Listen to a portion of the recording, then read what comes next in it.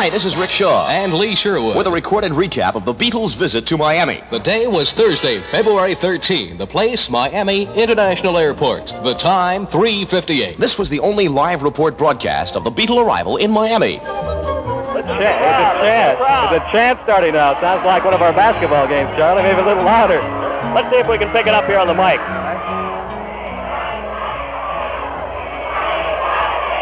If you could imagine about 3,000 people screaming simultaneously, "We want the Beatles," it's almost frightening, right, Jack? This is getting to be a little bit too much. The people are still trying to force the windows open so they can get a better view. We're trying to keep these people back. The Sheriff's Department. There are several, Jack, over there are several policemen who are trying to push the door shut at this time. There comes a gentleman with a great big formal hat on, and here come the Beatles! Here they come! Here they come! There's Ringo! Who else do we have there? There's George! There's Paul over there. Here they come, the four Beatles! They've stopped about halfway down.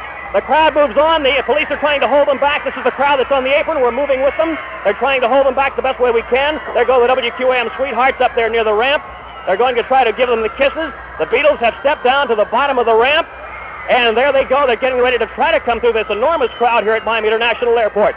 This will be a time that no one will ever forget, I don't believe, who is at the airport at this particular moment. You're hearing the description live on WQAM as the first and exclusive coverage here in Miami. The Beatles are moving off the gangplank. They're moving over now, Charlie, to the limousines over here. And I think the crowd is getting probably larger down on the apron here than it ever was before. Let's see if we can get a little closer and see what's going on. The Beatles have just come down off the airplane, are headed now for their limousines, and I would imagine will be escorted promptly over to the hotel on the beach. And we are now being pushed back by the police department, who is out here today in full strength. The Beatles are here, and everybody else is, I think, in Miami. This is a real tough thing to do to get through this crowd, but I see we have managed to eke our way about a couple of feet away from the limousine, the first limousine that is housing the Beatles. There is a tremendous security coverage here. It's a wild day. There goes two people now. We've had all afternoon this afternoon. Four guys dressed up as Beatles carrying guitar cases, and they were riding around this afternoon on the baggage cart of National Airlines here. Folks, the police department is now warming up their motorcycles. They had a special squad of 18 motorcycles dispatched here to the apron for the dispersal of the crowd should it become necessary. The crowd, looking back over the concourse, has begun to disperse. Uh-oh. Something over here, something has happened. Can you tell us what happened, ma'am? What did you do? I touched him, that's all I can say! He did now! Now wash my hand again. Oh, that's wash my hand. Can you tell me who touched it? Oh, Ringo, George, and Paul. I know it! I just know it's them! Were you up there on the ramp? How did it feel when they came down and actually shook hands with you? Oh. Are they as exciting as you thought they'd be? Oh, they're more. They're more than I ever thought they'd ever be. Oh, there's so much. They're so wonderful. There you are. You've just heard a typical reaction from one of our fans here of the Beatles at Miami International Airport. We've gotten the signal from the crowd now that they're about to disperse. This has been our correspondence coverage here from WQAM. Your exclusive report from Miami International Airport and the arrival of the Beatles as they take over the magic city of Miami and all of South Florida. This was the Beatle arrival in Miami as it happened from Miami's International Airport. Actually, it was just the beginning of an extended stay, and it was to see thousands of local teens storming the Deauville Hotel, the Beatles out of the town of Miami, and of course headaches galore for local police authorities. WQAM continued its coverage of Beatle activities from the lobby of the Deauville Hotel. Kids are running through the lobby now, trying to get a glimpse of the Beatles. They're trying to get in the elevator, too, and the police are standing by trying to keep them from getting in the elevator. Jerry McFarlane is running back to the crowd from our vantage point here at the telephone. We can't see them because we're around the corner. But it's just the typical mob confusion, people looking around saying, what's happening and who are these people and what's so great about them? We took a sampling of the individuals waiting outside just before the Beatles arrived, mostly women, and we asked them what they thought about the Beatles. Some said their music is rotten. Some said, I can't stand to listen to them, but I'm curious. That's why I'm here.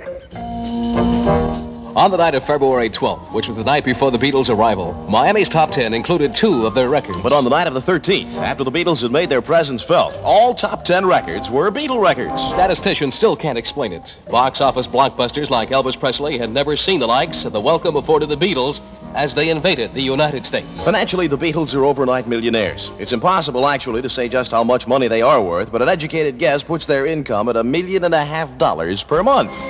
Saturday the 14th was to be a busy day for the Beatles. Interviews, films, and of course the endless throngs of well-wishers.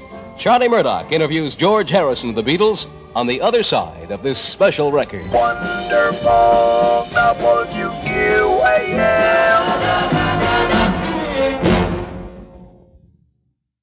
Here on the Charlie Murdoch Show this afternoon, George Harrison of the Beatles over at the Deauville Hotel. On the telephone, George, we'd like to ask you, how about that reception here in Miami? Wasn't that great? It's great. We never expected anything like this.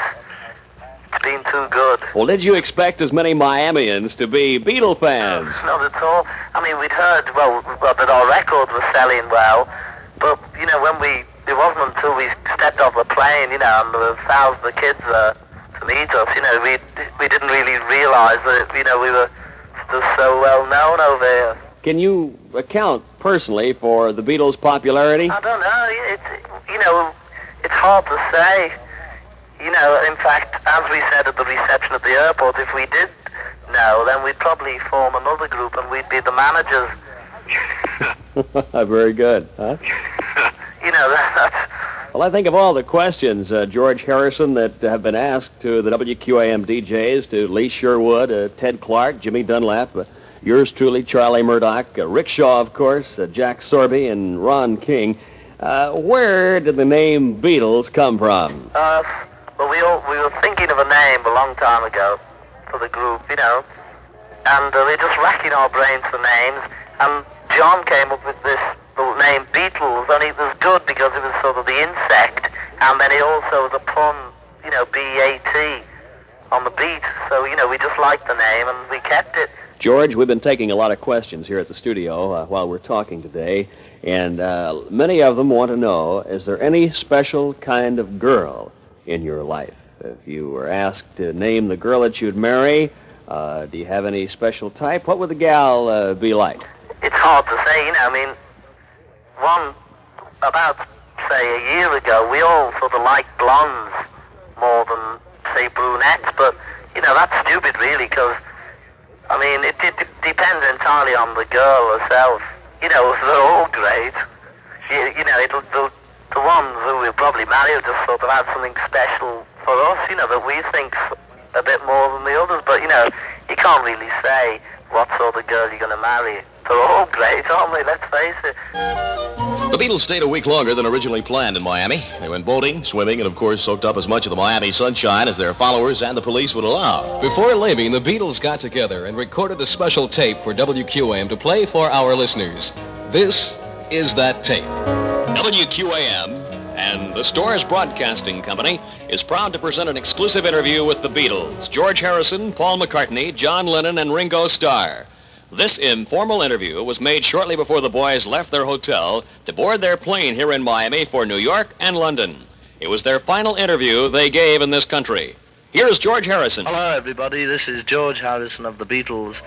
And just before we go from Miami, we'd just like to thank everybody who's made our trip over here so successful and enjoyable.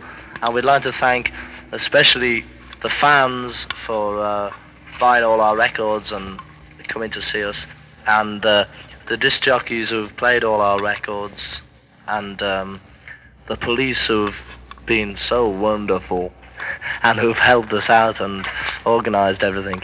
So I'll just hand you over now to Paul, and he'd like to say a few words. Thank you. Can't remember who you've thanked. Have you thanked Ed Sullivan? No. Oh, well, I'd like to thank Mr. Ed Sullivan, who's been great while we've been over here, because he's looked after us and he's made us really feel at home on the 3 shows that we've done for him. Good old Eddie! Good old Eddie! He's been very good indeed, and he's a real gentleman. So, as well, and very especially, I'd like to thank all the police, and I know George has thanked them, but especially Sergeant Buddy Dresner, who's been great. He took us up to his house for a meal. God, it was one of the biggest meals I've ever eaten, but it was a wonderful one. And his kids, people in the hotel, the people who've been on the sand outside, Maurice Landsberg. He wasn't on the sand, but he's in the hotel, you see, the Deauville. Yeah, and the fans who've been so wonderful. Thank you. I'll hand you over to John. I can't think of anybody else.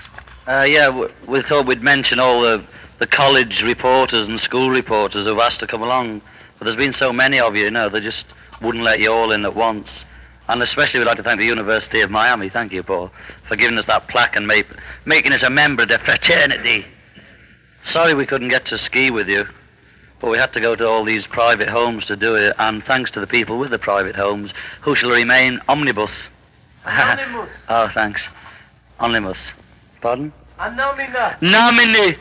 Anyway, finally we'd like to thank the press, who have been very kind, most of them anyway, and the ones that haven't, well, keep trying. This is Ringo. He'd like to thank... Who have I got left? I'd like to thank all the disc jockeys for doing such a great job and plugging all our records, and also Capitol Records, who got the record and did such great promotion on it. Also the mayor and the people of Miami themselves, because they're so warm and they give us a great welcome. And we've just everyone I think's been thanked, but I'd just like to say sincerely, thank you. Goodbye, Miami. Goodbye. Thank you. Thank you, everybody. And thank you, George Harrison, Paul McCartney, John Lennon, and Ringo Starr, the Beatles. And so the Beatles came, they saw, and they certainly conquered all of South Florida. We sincerely hope you've enjoyed this special recording. On behalf of myself, Lee Sherwood, And Rick Shaw. and the entire staff at WQAM, Our thanks to you for helping to make it possible. Wonderful WQAM.